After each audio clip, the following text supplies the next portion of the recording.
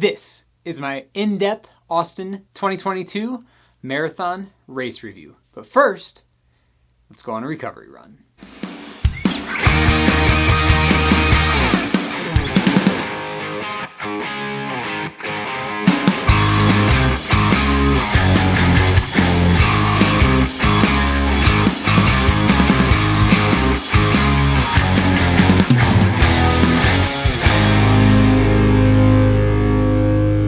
Today's run was 8.01 miles with an average pace of 8 minutes and 52 seconds per mile. Hey everybody, Andrew Hahn here. This is kind of like my pivot point video. So let me adjust one thing real quick.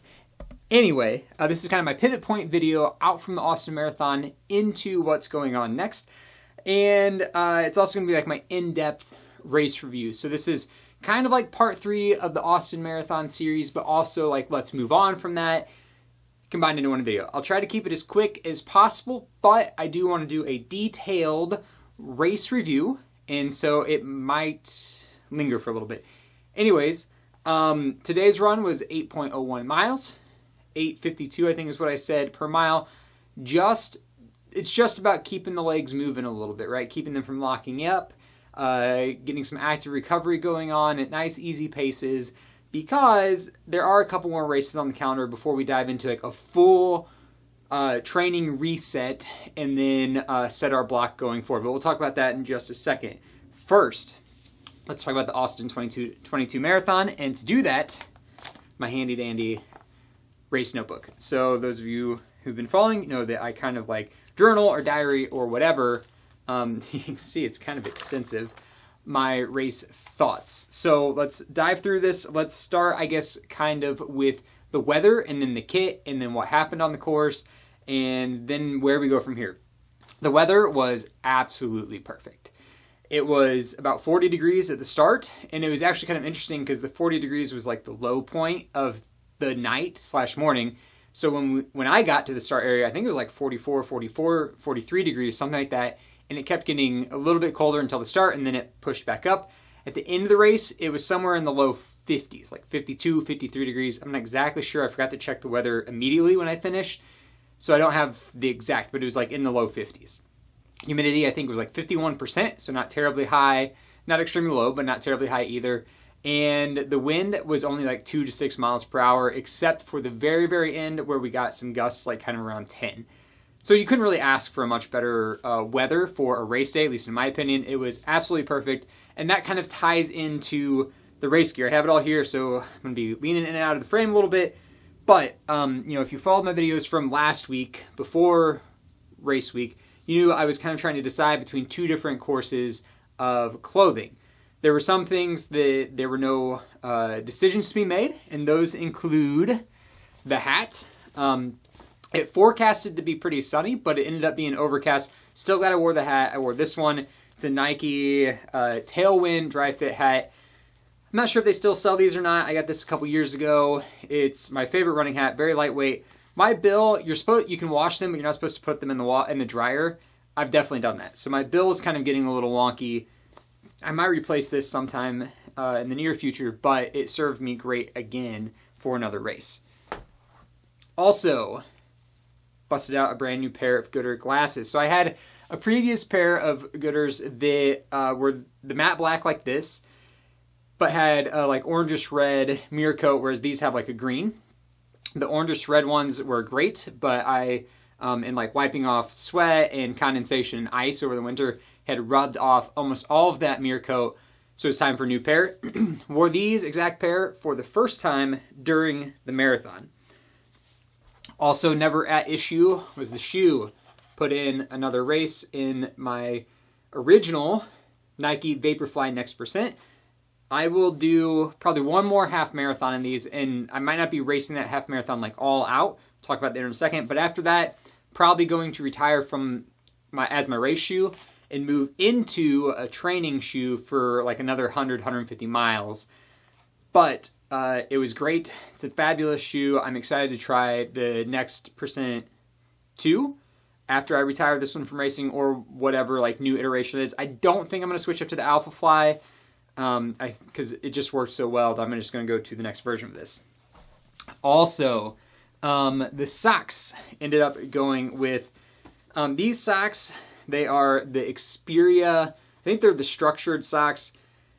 They're not like, you don't find them everywhere. You know, Features and some other brands tend to be much more prevalent, but I really, really like these. So it got a little bit of structure like through the arch.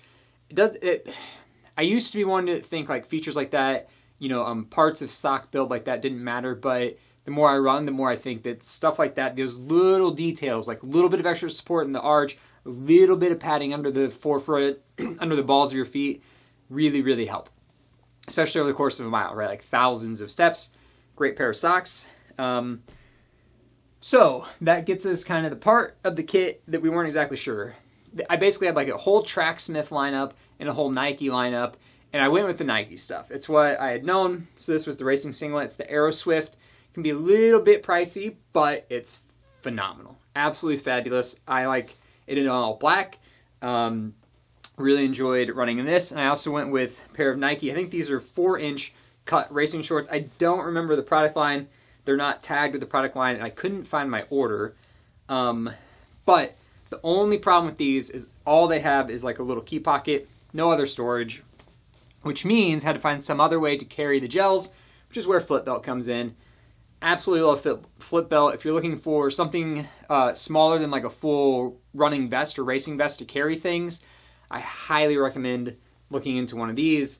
They have like little slit pockets that go all the way around. Easily carry all of your gels. They make custom build water bottles that fit into the belt and like contour to your body. Those bottles are fantastic. Highly recommend it.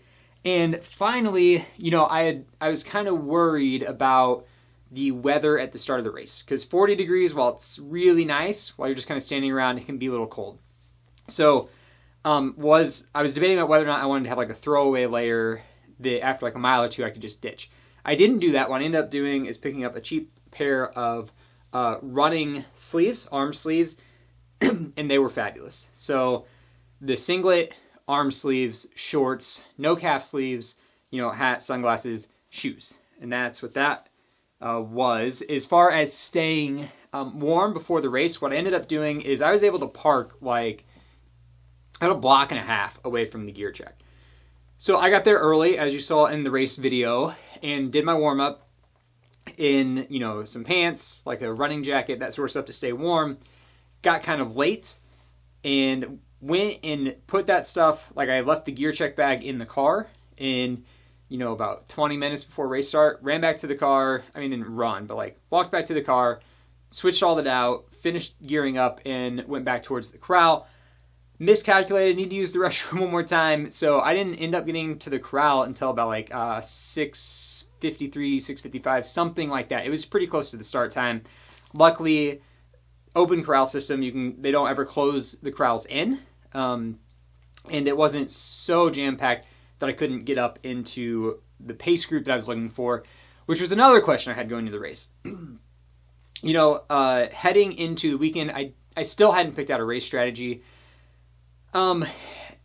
My heart was telling me like go for 310. My head was telling me like it's a very tough course, just stick for 315. I ended up going with like let's try to get under 315 as the A group, but then the question was like how do I best achieve that? So what I did is I decided to line up basically at the very back of the 310 group, and it was, you know, 310, 315 were the two pace groups next to each other in the corral. I lined up at the back of the 310, and I just told myself, what I'm going to do is for at least the first half of the race, preferably like the first 2/3 or 3/4 of a race, just kind of keep in touch with the 310 and then do the best I could to bring it home before the 315 group. And that worked really well. So the course was very difficult. I had expected like maybe 800 feet of elevation gain. I'm pretty sure it was well over 1,200, approaching like 1,300 feet of elevation gain. Really tough course. But what I was going to do is I was going to let the 310 group like put distance on me going uphill, and then I'd reel them back in going downhill because, you know, they were going to be focused, the pacers were going to be focused on running nice even splits. And so that was going to be my strategy. In the first 5K of the race, which by the way, the race officially started at, let's see, 7:09 a.m. So almost a 10-minute delay. I think they were trying to finalize the paperwork for the like sparkler fireworks that were shown in the race video. Anyways, Colt McCoy was there to be the honorary starter. It started at 7:09, and we were off, right? So it was pretty awesome. The energy was really good. The fan support for the first 13 miles were phenomenal. And, you know, the half marathoners and the marathoners run together, and then at, 13 miles, basically, the half marathoners turn off to go to the finish line, and the marathoners, like, keep going on the course, right? So that's how it worked out. The first, basically, 3.5, almost 4 miles is a continuous uphill climb. There's, like, one little break in the middle where you have a couple tenths of a mile, like, flat. It's not even downhill, just flat. But the rest of it is just a long, old climb. So, per the plan, for those first, like, 3 to 4 miles, the first 5K plus, the 310 group like got out ahead, and then we turned the corner and we head back downhill. They were like rolling downhills though, so like up here, down, a little uphill and down, keep getting lower, but nonetheless rolling hills going down. That first 5K, we were clocking in at a 3:17 pace. The second 5K got down to about 7:10 pace, and I was actually running a little bit ahead by the end of it of the 3:10 pace group. So maybe I was kind of taking off a little too far. And this is all, or too fast. This is also where like the big learning point from the day started to like crystallize as to what was happening. So in the morning I was sipping on like a Gatorade, and then I carried a water bottle with me into the starting corral and through the first several miles of the race, which I actually really kind of like this strategy as like a non-elite runner where you can carry stuff like that. Because if you're carrying a water bottle for the first, like, let's say 3 to 5 miles of the race, you can skip the early aid stations, which are just a mess. Because that's when, like, the field hasn't spread out. There's a million people trying to get over there. It takes a lot of energy and mental effort to, like, get over, stay out of people's way, grab the cup, get rid of the cup, not throw the cup on somebody, right? Because that's, like, kind of rude. So just carrying a water bottle is nice because you can stay right down the middle of the course and just keep going. And take sips out of the water bottle until you want to discard it once the pack is kind of spread out a little bit. But way too much fluids. Like I took in way too many, and I could start to feel it, sorry for the TMI, like in the bladder a little bit. So not like any GI tract or intestinal issues, just kind of an overfull bladder. And I was trying to ignore it, hoping it would go away, but it just kept like getting worse and worse through the beginning of the race. Anyway, so at the 10K mark, that second 5K was at a 7:10 segment pace. The 15K is like the best part of the race, and there was like a terrible surprise. And what I mean by best is it was the flattest part for most of the race. Little rollers, pretty flat, and you kind of get yourself into a rhythm. But you have this like mile or 2 mile stretch of like settling into a rhythm. You take this right-hand corner, and it's a blind corner. It's not quite 180 degrees, but it's almost that, and you can't see what's on the other side. You turn this corner, and immediately you're hit with this like huge hill. So you're like feeling good, turn the corner, massive hill, which kind of sucks. It literally caught me by surprise. Another thing, this is where I started to realize that there are a lot of speed bumps on the Austin course. They're everywhere, and they're kind of like long, and they're not real smooth, and you just run, you have to like run right by them. And so, FYI, be careful of the speed bumps. Watch out if you're running in the pack, don't twist an ankle on them. But anyways, so there's this like huge steep hill at the end of like kind of this 15K mark. We truck up it, and it's fine. And then we get into like a pretty rolly, big steep climb section from 15 to 20K. And in this little part, like the bladder issue came to like a full head, and I couldn't ignore it anymore. It was getting like kind of painful to run. So somewhere like right before mile 12, I pulled off in a porta potty. So I could see off in the distance, there was like a big climb, and then beyond that, you could see like an even bigger climb. So what I figured is, and there was an aid station kind of at the top of the first climb. I was going to make the climb, go use a porta potty real quick, use kind of the downhill to get back into the run, and then climb this next big hill, which that second big hill was like right before the 13-mile turnoff. So I did that. I timed it. It was in the porta potty like a little over 60 seconds. Like, came back out, jetted down the hill, but at this point in time, like my strategy of keeping in touch with the 310 group was kind of out the window, and I came out kind of in the middle of no man's land. 310 was like way off in the distance. I looked over my shoulder, couldn't see 315 anywhere. So I'm just kind of out in the middle. It was okay for like the next mile up to the half marathon turnoff, but you're like running up, you're charging up this massive hill going into mile 13, and everybody's around you. There's a lot of energy. You get to the top of the hill, and immediately the half marathoners turn right. You're like shuttled off to the left. And so I went from running in like a still pretty big group of people to literally being alone. There was like a guy way in front of me. I couldn't really hear anyone around me. I didn't wear earbuds. I don't typically wear them when I race. So I'm just kind of in no man's land now, in which, you know, you fight with yourself mentally on the course. And that was a struggle, right? Because it's this massive hill climb. I mean, massive. I think I looked at my watch. I had slowed down to like almost 10 minutes per mile to get up this stupid hill. Massive, steep, long old climb. Then you turn to your left and you're all alone. And you're like recovering your heart rate, picking the pace back up, and you're just by yourself. And that was really difficult. But, you know, take a few breaths, get back into your rhythm of running. Okay, we're going to slowly try to reel in the 310 group as the race goes on. And I was pretty successful doing that for quite a while. So at the end of the 20K mark, the half marathoners, not the end, but the half marathoners turn off. And I crossed the half marathon in 1:35:28. So from 20 to 25, just kind of rolling hills, not a whole lot, but a little pack did kind of coalesce, like maybe 4 or 5 of us, and we kind of yo-yo back and forth in front and behind of each other, depending on like the topography of that specific part of the run. But the 20 to 25K was done at a 7:25 pace, that 5K. 20 to 30 miles, again, there's just kind of rolling hills. It's kind of rolling hills the rest of the way until the very, very end.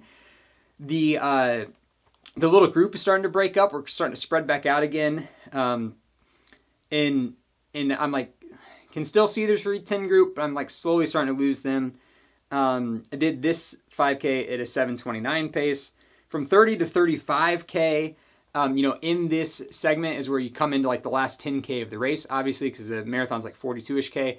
And I was telling myself in, you know, the previous segment, like, just get to 10K with your legs feeling fine. And then you can try to turn down the pace, like tighten up the pace and reel back in the 310 group as best as you can. So that's what I started doing. So I started picking up the pace, and it was kind of a little bit of a confidence boost. More and more people at this point in time are starting to fall out of that 310 pace group, and you're starting to like pick people off as you go, which was an awesome feeling. This segment was done at 7:21, so from 7:29 to 7:21, from 35 to 34K, or 35 to 40K, feeling really good. I looked down at my watch, and I turned like all the way down to like 7:5, 7:10 pace, slowly reeling more people in, and then again, just kind of out of nowhere, and this is the second marathon that this has happened, where like I feel pretty good, not really that achy, great energy levels, turning down the pace a little bit, and then just kind of out of nowhere, without a lot of warning, like a hamstring cramps up. So here it was like, just kind of out of nowhere, there was some tightness. I slowed off of like the 7:5, 7:10 pace down to like 7:45, trying to like shuffle striding a little bit, trying to stretch it out as I'm still trying to keep a reasonable pace. And that was like unsuccessful. So about, you know, a quarter to a half mile of that. And then it locked up good. And with about 2 miles left, I didn't ever stop. Like, and I didn't ever completely walk, but there was probably like 45 seconds of, I don't know, like 9.5, 10-minute pace of me really trying to stretch out the hamstring while still moving forward. And ultimately it was successful. Like the hamstring released, which was also kind of weird because it just released. And then I felt fine for the last, you know, mile and a half or whatever, which was up some pretty steep hills. So I was able to like climb up these hills at a pretty good pace to finish out the race. But, you know, time had been lost already, because between quarter and a half mile of slowing the pace down to try to avoid cramping up, and then like legitimately cramping up and kind of limping along for like 45 seconds, the 310 group, you know, obviously the pacers like disappeared over the horizon. I'd say horizon, but really they're like turns, because we're heading back downtown. So then it was just about like finishing the race with the A goal intact of finishing under 3:15. I wasn't going to be able to catch the 310 group or really get that close to him anymore. So it's just about charging up the end of those last several hills, which, you know, thankfully I did. Thankfully the hamstring after I worked it loose was not an issue again, and we got to the finish line. So that was the detailed race recap we took for nutrition, a Morton calf 15 minutes before the start, and then every 4 miles in the race we did a gel. 4 mile was a regular, 8 mile was a calf, and then it was 2 to 1. So it was like 12, 16 regular, 20 calf, 24 regular. So there's only one 2 to 1 spot. But anyway, that's what we did. I took, like, depending on how I was feeling at various times, I took noon endurance at some of the stations. I took water at some of the stations. After, like, the bladder issue, and I think another issue with the bladder issue was the aid stations at this race were like 1 mile to 1.25 miles apart. And early in the race, after I just the water bottle, I was taking something at every aid station. And for the weather, for me, I think that was way too much. So I later in the race, I would like do 2 aid stations, skip 1, and stuff like that to try to space that out better to avoid having another, you know, issue on the course. I also took a salt stick capsule, one of them at about like the 8 or 9 mile mark. I dropped it when I was trying to get out of the bag, so I had to like stop because I really wanted to take it. I didn't want to go on without it. So I like jutted off to the side of the course real quick, went backwards out of people's way, did the best I could to like dart into traffic, picked it up off the ground, and then took off again. And yeah, I mean, it was on the street, but I still took it. Whatever. I'm here. Didn't get sick from it, so that's fine. But that was the Austin 2022 Marathon in depth. Sorry, that was kind of long-winded. Where are we going forward? So we have the Chicago Shamrock Shuffle, running that with the wife. So we're not going to be like trying to set a record or anything like that. We're just out there to have a great time, out there to kind of enjoy the community of runners in Chicago. It's going to be phenomenal. Never run it before. Very much looking forward to that. April 3rd, I think, is the St. Louis Go. It's like the family fitness weekend. It's when they have the marathon and the half. I am running the half. I also have not decided if I'm going to try to like set a new PR or really race the half, or just like kind of enjoy the experience. I know enjoying the experience kind of sounds like a cop-out sometimes, but like I have family running it, I could run with them, and I could just, you know, kind of take it in, take a camera on the course, because I haven't gotten good footage from during a race, and I'm still kind of at the point in my journey where I am trying, when I have a race circled as like a race I want to do really well in, not taking cameras on the course, because for me it would slow me down. So that's what we have. I guess what's today? Today is February 27th, so the next, you know, month and a week, basically, we have those two things, and then we'll finally do like a full reset. And I'm not going to stop running at all, but mileage will come down.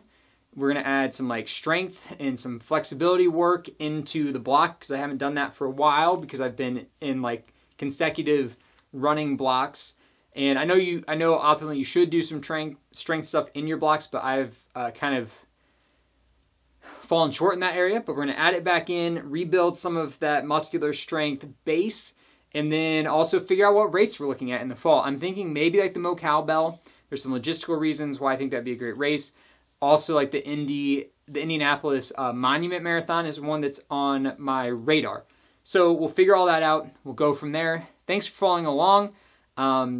Still going to put out a video every now and then, like for, I don't know, week, 2 a week, not 4 a week, but a video per week or a couple videos per week until we kind of have a structured plan moving forward. We are also slowly putting content on my other channel, our other channel, which is called All Hands on Deck. Appreciate it if you guys would go look out for that channel. That one is really going to be about, we bought this sailboat, and about us kind of refitting it and having some adventures on a sailboat. So hopefully that's like fun, right?